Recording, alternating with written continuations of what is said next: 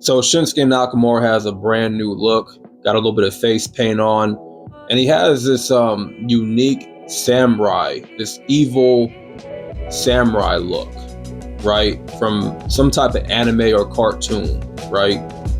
And I like this version of Shinsuke. I think this is probably his best version, the best character that he is going to portray. And it's more dark and sinister. And so Nakamura, I feel like he should be the one to defeat LA Knight for the United States Championship. The reason why I say that is because you're bringing him back after all these months. You draft him back to SmackDown. What would be the sense for Nakamura to just come back after all this time? You give him a brand new character. You're setting him up for a push, only for him to lose to LA Knight, right?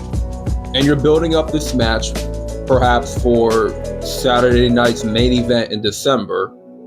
Nakamura is going to look strong in the build-up, but then you drop the ball and you get everybody's hopes up for nothing, and Nakamura once again loses, right, to a popular babyface.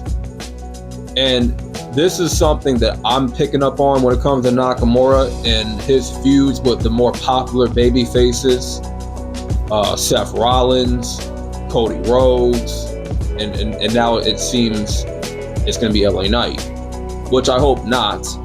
But there's a pattern of him looking strong in these feuds with popular baby faces, and then he just loses. Okay? And it's about time that Nakamura, receives a strong push and the US title.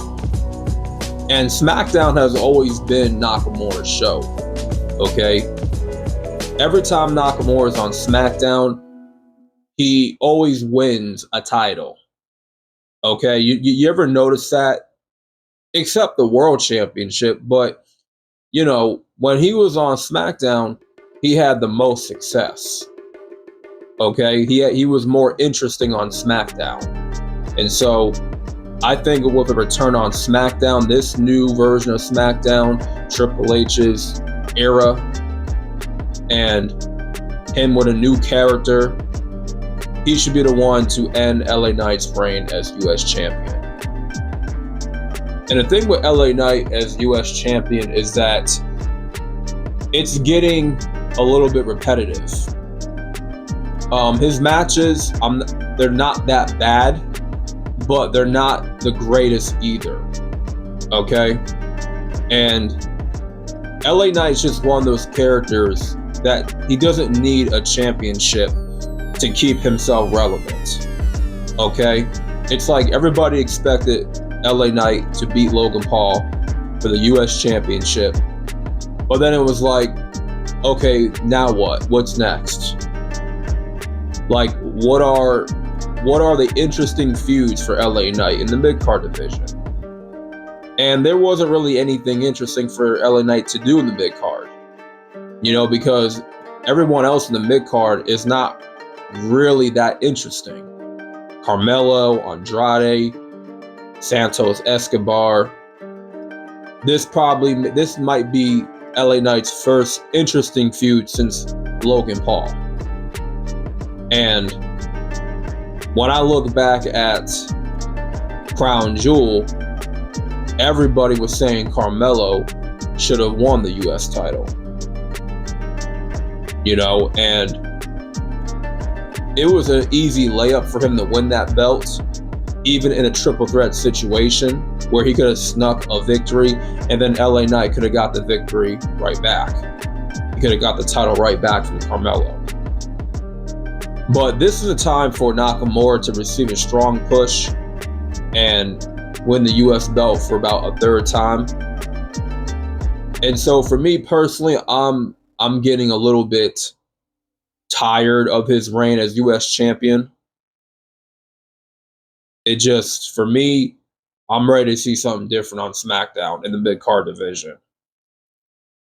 And I don't want to see yet another Nakamura push go to waste. Because if you just have him lose at LA Knight, then what's the sense? There would be nowhere for Nakamura to go. He's not going to just go to the main event scene and fight Cody Rhodes. No, been there, done that. Have him win the U.S. Championship and have him, have a strong run with that belt. Okay, if he has to cheat to beat LA Knight, hey, I would book it that way.